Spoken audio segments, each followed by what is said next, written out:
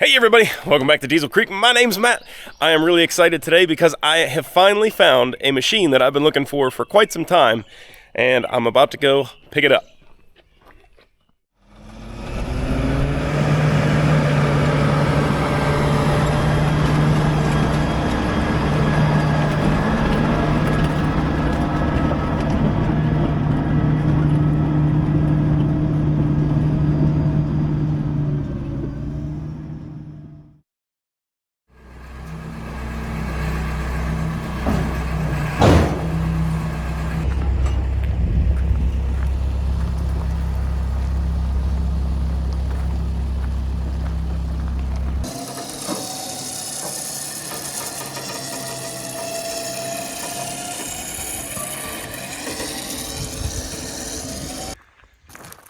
Check this thing out, guys. I just picked up this beautiful Tourneau D4 scraper. It's called a Tourneau pull. I've been looking for one of these for a while, so we worked out a deal on this one today, and it's going home with me. The gentleman that sold it to me also has a very neat truck over here. He just fired it up, and it's for sale too, so maybe some of you guys might be interested in it, but even if not, it's neat to look at. I've never seen one.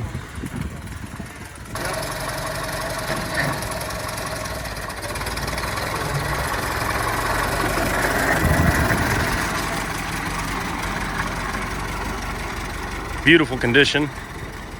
What year did you say it was? 1922. 1922 Samson.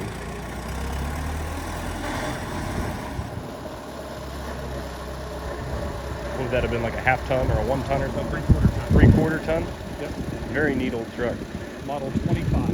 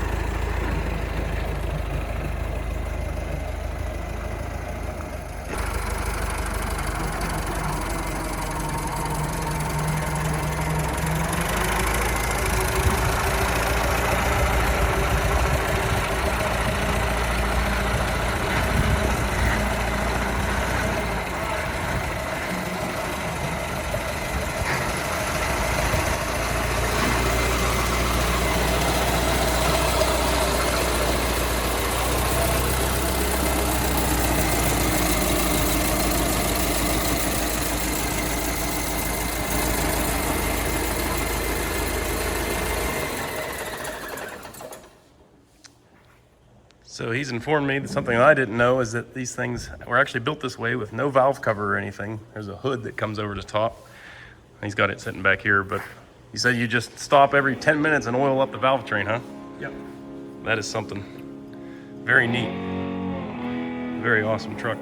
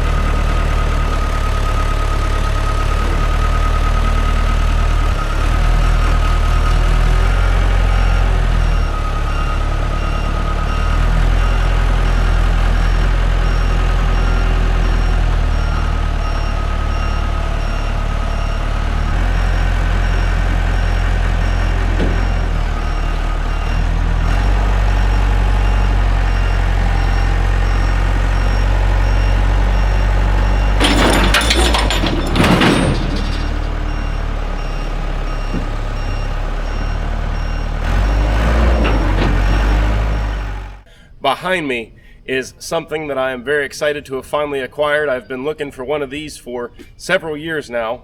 This is a Tourneau model D4 Tourneau scraper, and they call these sometimes the airborne scrapers or the flying scrapers because these things were designed, I think during World War II, to be airdropped out of planes into remote areas to help construct small runways so that they could get bigger pieces of equipment in to build larger runways. So these were kind of just almost like a throwaway item. They literally threw them out of planes, but then I don't think they had much life expectancy. After they did the little bit of work that was required of them, they were probably discarded. I'm no military historian. I don't know the military side of these things. In fact, I don't know a very complete history of these at all. What I do know is that they didn't make them very long. I think there was 680 some of these units built, and most of those were for the military. This one was built as a civilian model, and of those civilian models, I don't think a ton survived. As you guys probably are well aware, I am very much in the antique equipment space. I pretty much look for equipment every single day, all day, and it's taken me years to come across one of these things. So I just got back from Ohio where I picked this thing up. Let's take a little walk around and I'll show it to you guys and see what we can get into with it. As you may have guessed by the fact that I just pulled it off with the telehandler, it does not currently run. So this unit was restored by a gentleman about 10 or 15 years ago, I think I was told. And then unfortunately he passed away before they could complete it. But it was running and driving at the time. This unit is powered by a Continental Y112. I think I have the spec sheet for this machine somewhere, and I think it's like something around 40 horsepower. So what a scraper does, if you're not aware, is that this little wagon it's towing behind it here is kind of like a scoop. Now there's a bunch of extra parts and stuff in here right now, but normally there wouldn't be anything in here, obviously. So you have the floor of the bucket here. It drops down and has a cutting edge on the front. It engages the ground and starts letting dirt kind of flow up into the bucket.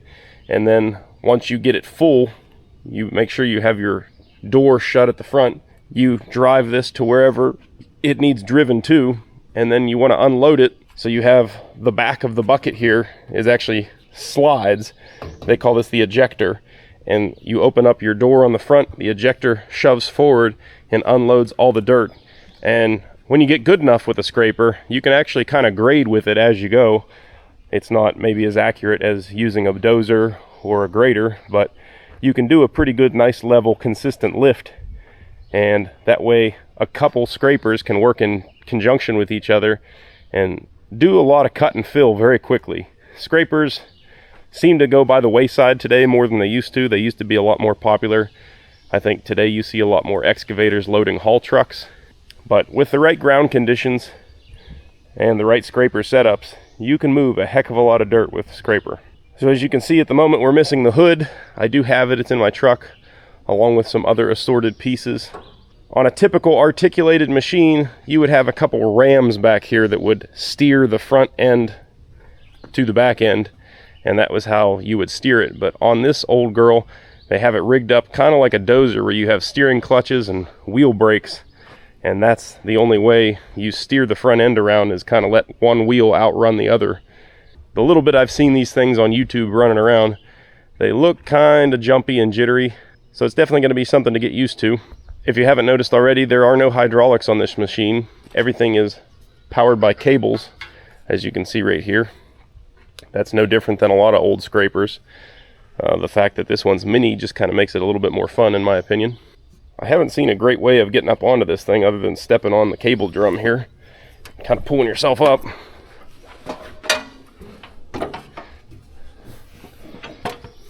So from the operator's platform, you can see we're missing some gauges and things, but these would be your steering clutches, just like a dozer. These are hydraulic though, they're not mechanical. So we're gonna have to go through that whole hydraulic clutch system, make sure they're functioning correctly. So you have a clutch over here, and then a main brake that would brake the whole unit. And then this little guy in the center here is your throttle. Over here to my right, you have your controls. I think this one runs the winch that controls the knockdown blade up there. Then these two levers over here control the bowl and the ejector part of the scraper behind you.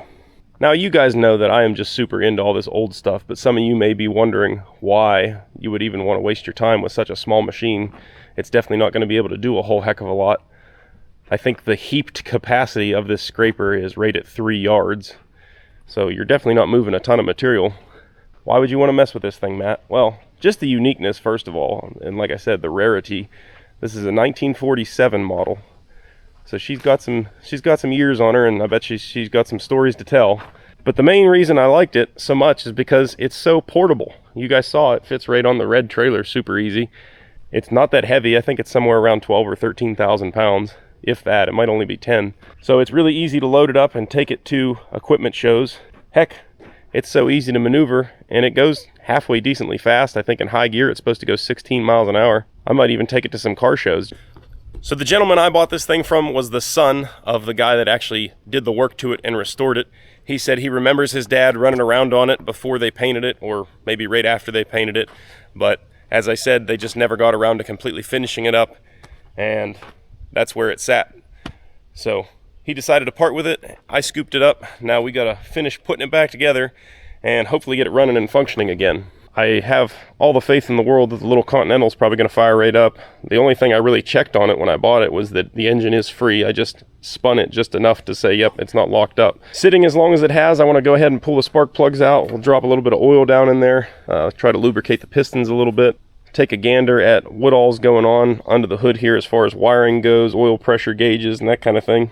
Yeah, see right there we have an oil line just hanging off there, not doing anything. So before we can fire it up, we got to go through and make sure everything has the fluids, has the connections that it needs. We don't want to fire it up and start just dumping oil somewhere. In addition to the oil in the engine, of course, we're going to have transmission oil back here somewhere, as well as, I believe this winch drive has, yeah, oil right here. So that looks like a fill spot for the winch. That looks like a drain. That looks like a level plug. So we should probably be able to take that plug out and just fill it up till the oil dribbles out of there. Definitely a very neat unit, and I'm really excited to play with this thing.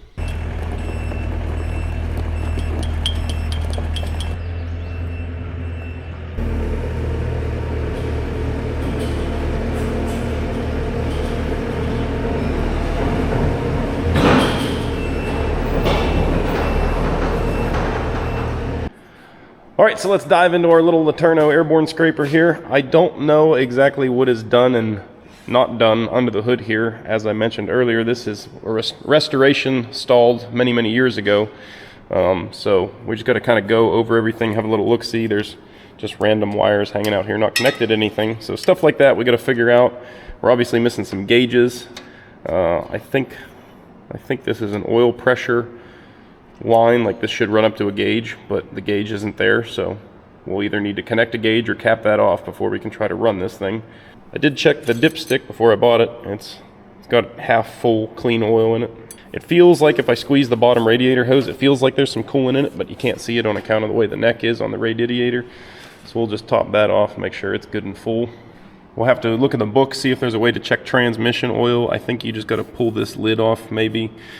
I do have the manuals for it. The biggest thing, I don't think we're going to struggle too much to get it actually running. I think the biggest holdup is going to be the steering system.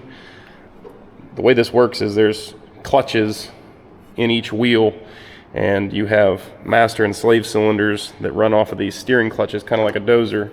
And this one here, oh, that's lovely. The whole valve block is shaking around while I'm doing that. We'll address that. But this one here feels like there's some fluid resistance in there, like it might actually be working. But this one over here has got nothing going on. So that's going to be probably the battle to overcome. The mystical pouring of water. I'm just putting water in here for now because I don't know what's in the system. Probably needs run and flushed out anyhow. We just got to remember to do that before winter. You know, I think someone in the comments probably will remind you around November. Too late by November.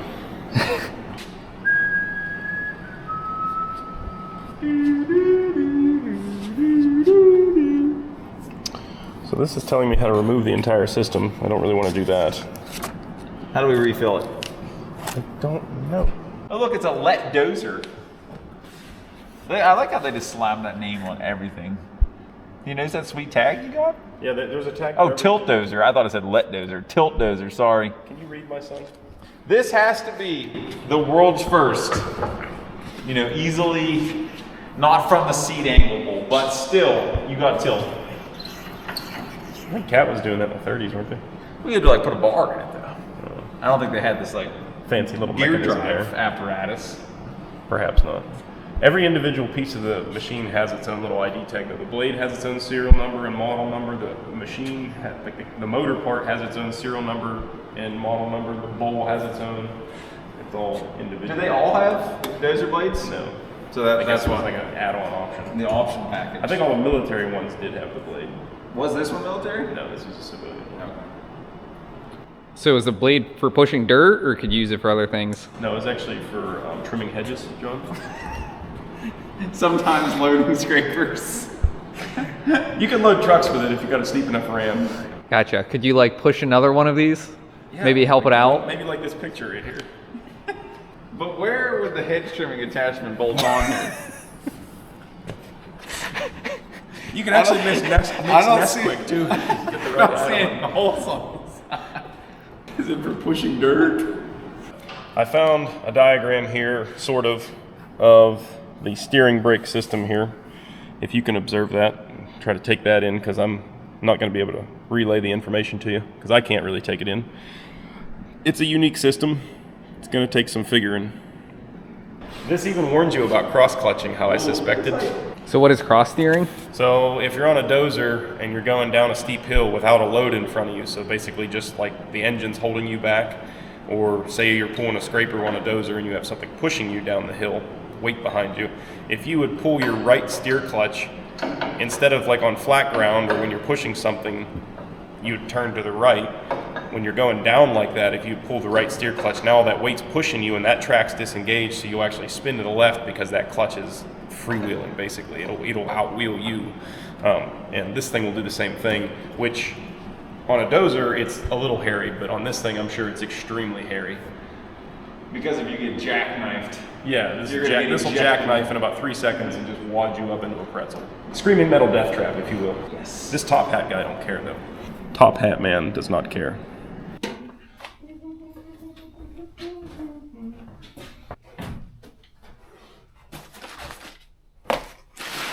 So oil pressure gauge?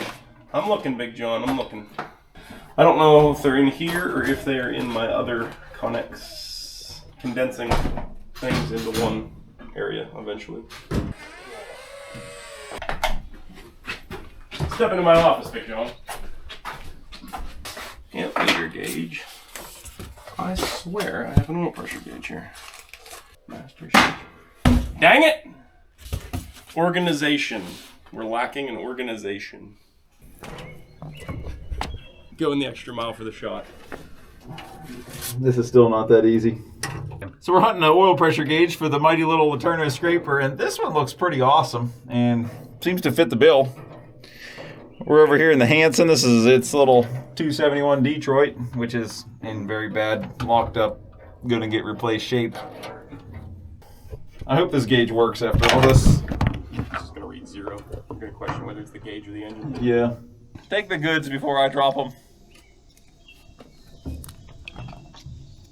Ooh, that is a cool looking oil pressure gauge. That does really fit the bill. Good call. I wouldn't let you down, bud. I went shopping in the Diesel Creek flea market. Did you find what fluid we need for steering? I didn't get to that point. No. Only we had People Control keep F. distracting me. We need Control F. Thread's right on there. That's good. Grab a wrench, tighten that up. Ranch. They're on. Isn't that that's like where it combines? Like if you're pulling left or right, it puts the. Yeah, I guess we're coming to the conclusion that it does put the brake on. But it can't. Like I don't know. But then if you push the brake pedal down, it puts both the brakes on, and that all. But I don't understand conglomerates there. what designates left or right then, because the master cylinder plumbs into the block down there that both of those valves are situated on, and there doesn't appear to be any kind of check valve. Do you think that's its own cylinder, and that oil actually pushes on those cylinders? It's like a master slave cylinder in the middle of everything. Right in the middle of the whole dang show is a real nice tunnel now, wouldn't you know? I'm just...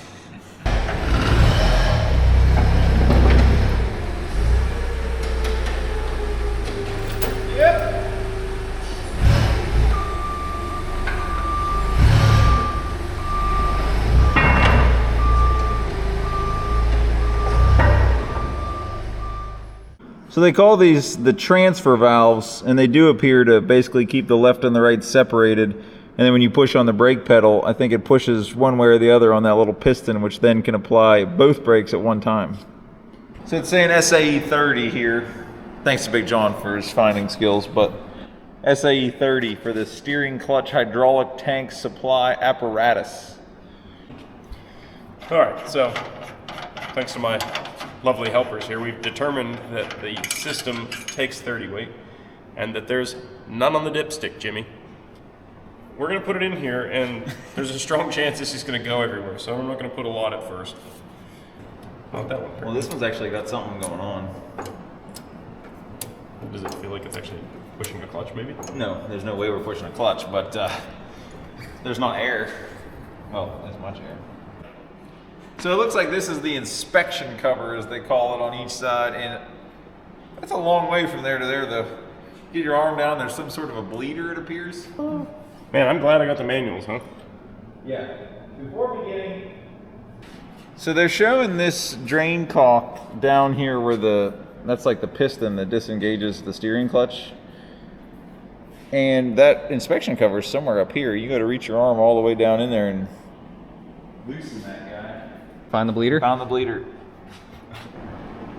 Yeah, I can't get that. What do you need? Don't drop you. You're gonna go swimming. You'll be in the world of ocean right. Oh, got it. Score? Nope. Oh, pump it. Pump it. Which one? Yeah, that left. This one that I'm standing by. That Oh, already air's comes coming out out. better. Yeah, that's all right. Now you shut it because I got it all the way back.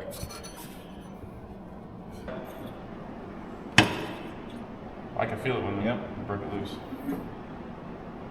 Sucking it down. Yeah. It's pushing pretty good. So, go ahead.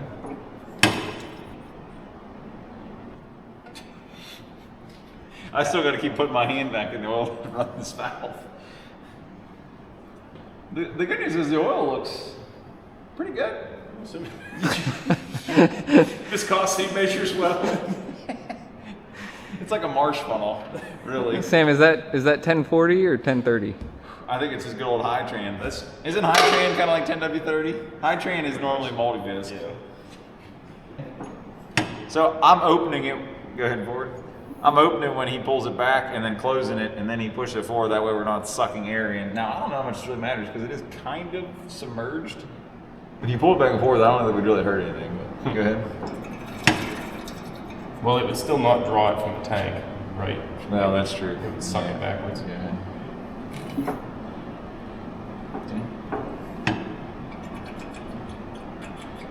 Can you imagine doing this on a battlefield getting shot at? Go ahead. Because I can't. What if you're in the plane before it drops? Worse. You're on a very time-limited operation. You better have your arms on that hole by the time the gate drops. You're going parachuting with it. Go ahead. After further review, you gotta go slow. But I still think something wrong. Going in. Oh, that's worse. Boy, I don't know. You have to torch in a little more access. It is not exactly mechanic friendly. What are you looking for? The bleeder for the clutch master cylinder. It is on that side. You can get right to it. This side, it's hateful. You said it's on top of it on the side? Yeah, it's like I wonder here. I wonder if they assembled it wrong. If they had this apart, like you could rotate that I housing. bet you could bolt that wherever you wanted to. Yeah, I bet you could really screw yourself, or the next guy. Something wrong. So what Matt is looking for is that little breather right there. It's buried in oil right now, so he's going fishing. All right, go back. Yep. Oh, I see it. Yeah. So it is there. Where are you at? That's a good question. I found it. You can just barely see it. It's right on top.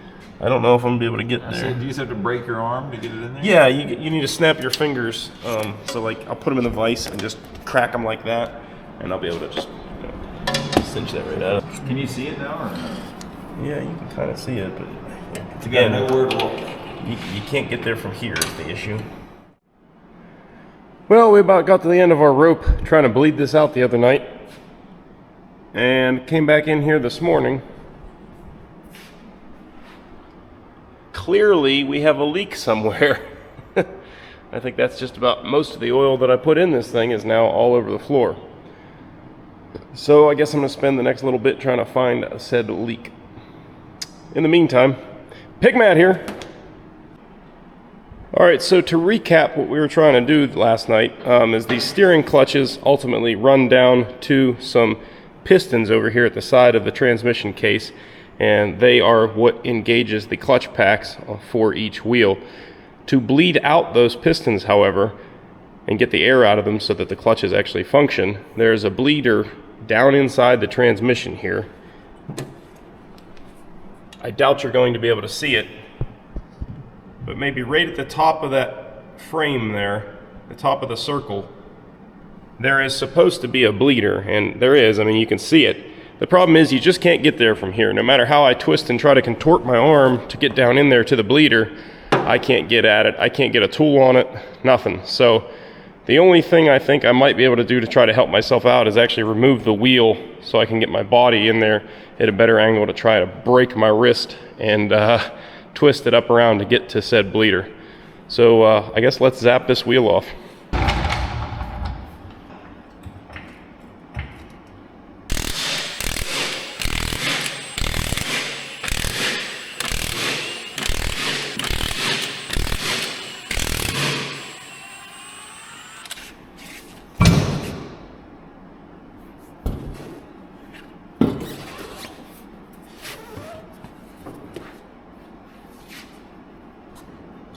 Alright, well, let's see if I can get my arm in here now. No, it's a little better. I might be able to get it.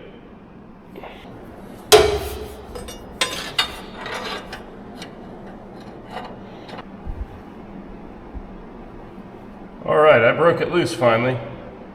Good gravy. I got the right clutch working. The left clutch, though, it's not always pushing fluid. I don't understand what's going on here.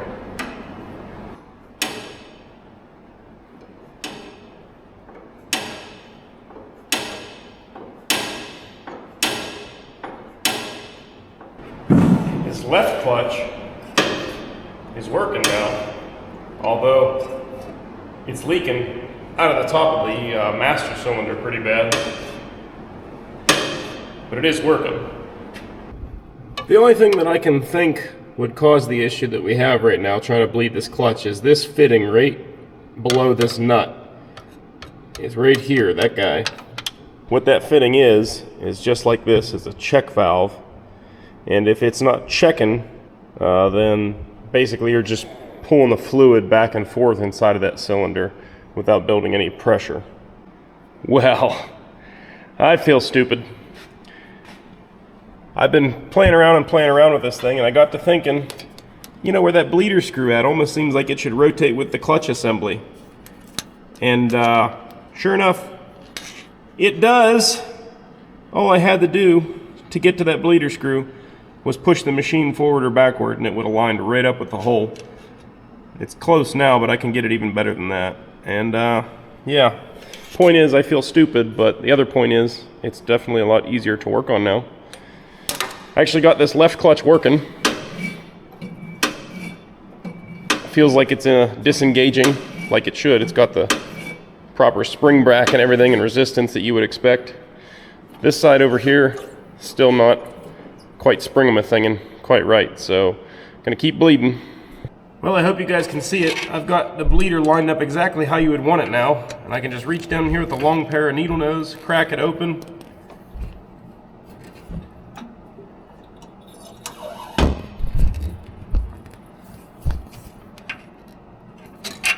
problem is I'm still not getting any oil out.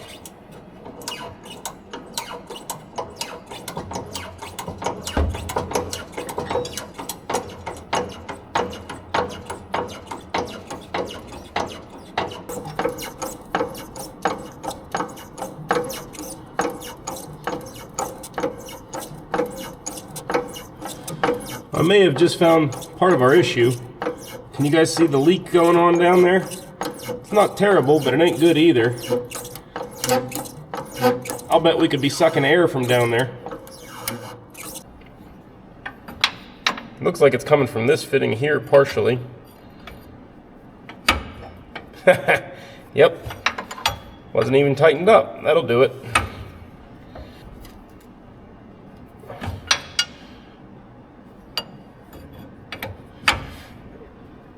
Let's see if that changes things for us.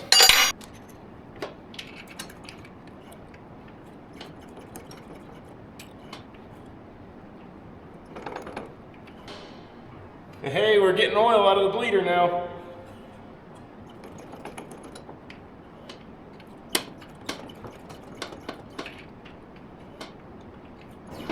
I'm not seeing any air come out of the bleeder anymore, but it still doesn't feel like we got any real clutch action going on here.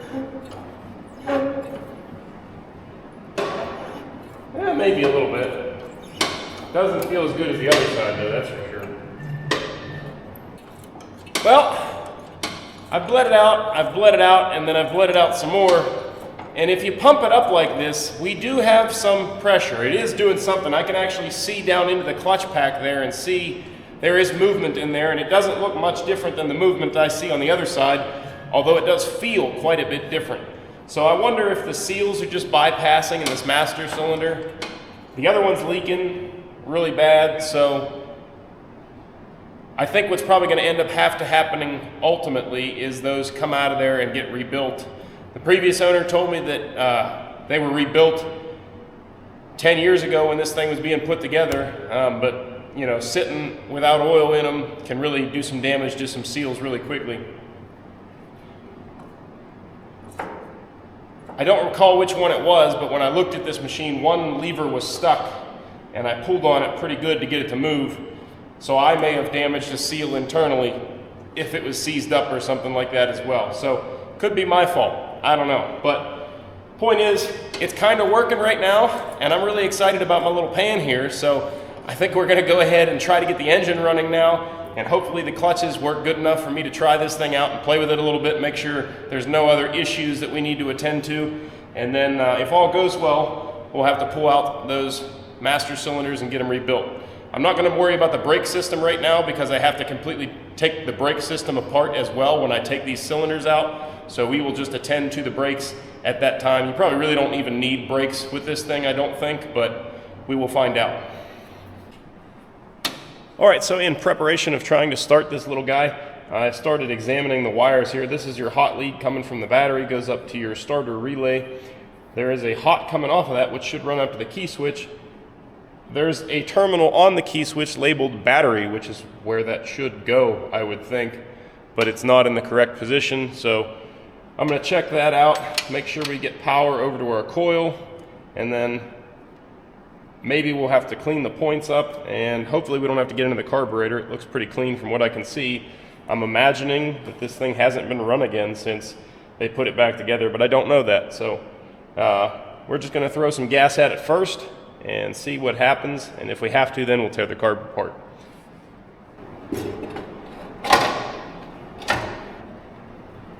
Oh, there we go. Battery's connected. Nothing's on fire, so that's a good sign.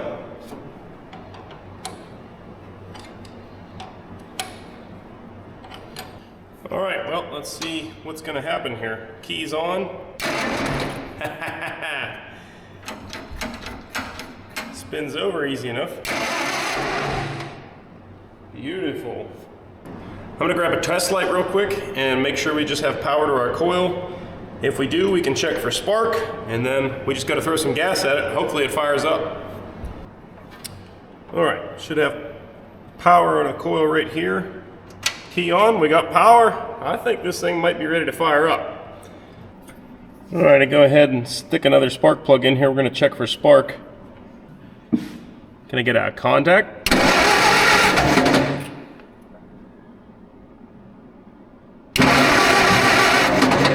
Nope. I'm not surprised. We'll clean up the points. Should be good to go.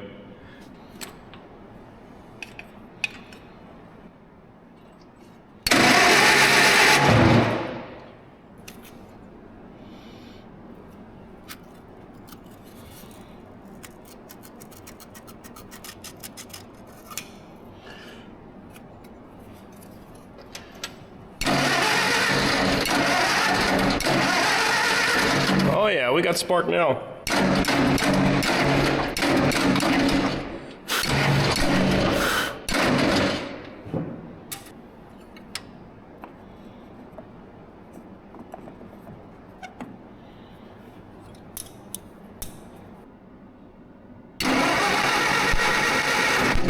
Oh yeah, good spark. I guess all we need to do now is figure out the fuel situation. Obviously we have our fuel line coming up here, and this whole thing down here to here is the fuel tank.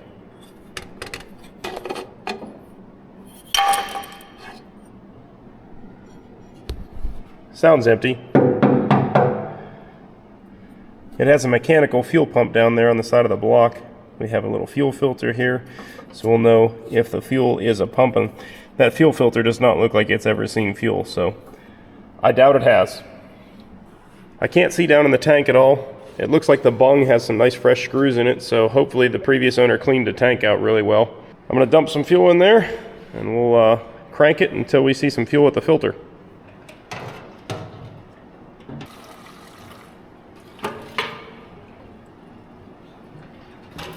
Alright, we got gas in the tank. Let's go ahead and crank it until we see some fuel come up into the filter here. Contact.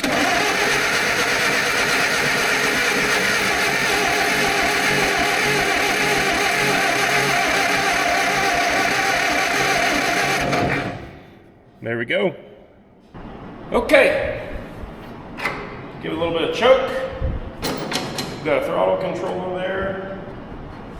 Transmission is in neutral. Cable controls are in neutral. Let's go ahead and try this thing. Contact.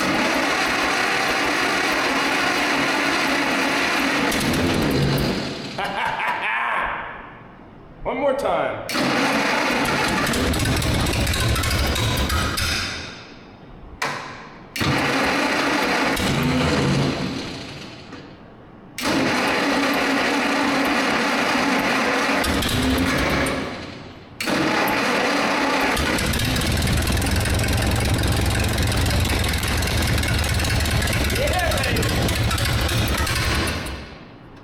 It's not perfect, but it's running.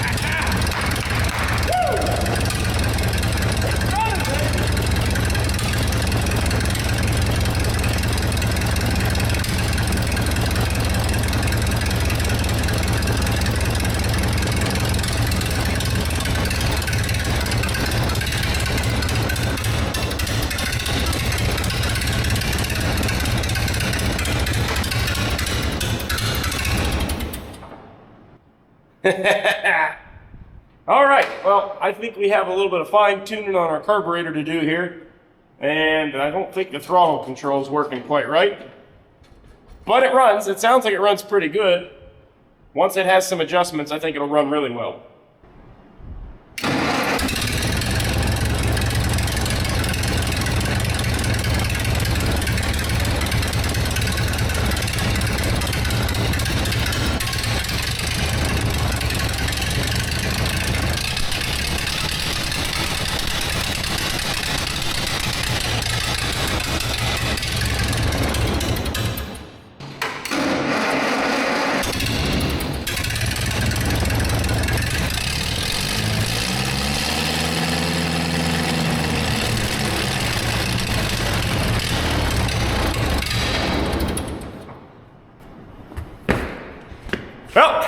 it runs. It needs a little bit of carb tweaking. Of course, I should have known. We should have probably just cracked it open from the get-go. But, you know, sometimes you do get lucky and you don't have to touch it. But let's go ahead and pop this thing apart. I think the float's just hanging up. I don't think it's very bad, but we'll go through it anyway. Well, I guess you should expect me to know better by now. But everything took way longer than I anticipated on this unit. I really didn't anticipate having this much headache trying to get everything functioning. As you can see, it does run, which is, of course, one of the major obstacles, so we do have that much going for us, but I'm going to have to end this video here because this is getting a lot longer and more in-depth than I ever planned. So in the next video, we're going to dive into these steering clutches. We're going to go through all those cylinders, I believe. We're going to go through the check valves, as I mentioned. We're going to make sure we're not leaking fluid all over the place, and hopefully we can get this thing actually steering and get it stuck into the dirt. I was really hoping to have this thing working in this video, but just not in the cards at this moment. So if you guys are interested in the little Tourneau scraper, make sure you guys are subscribed to the channel so you don't miss the future videos on this unit. It's definitely a very unique unit. Very few videos of machines like this on YouTube. So be sure to subscribe so you don't miss any future stuff on this or any of the other projects we're working on. Also, if you would, do me a big favor, hit that thumbs up button down below the video. Really helps out the channel. Doesn't cost you guys but a second of your time. If you would like to help support the channel in a little more direct fashion, you can head on over to dieselcreek.com, pick yourself up some sweet swag over at the store. That's dieselcreek.com. Link, as always, is down in the description. So that's all I got for today. Until the next time, guys, thanks for watching. I'll catch you later. What's up, Roscoe? Little boy.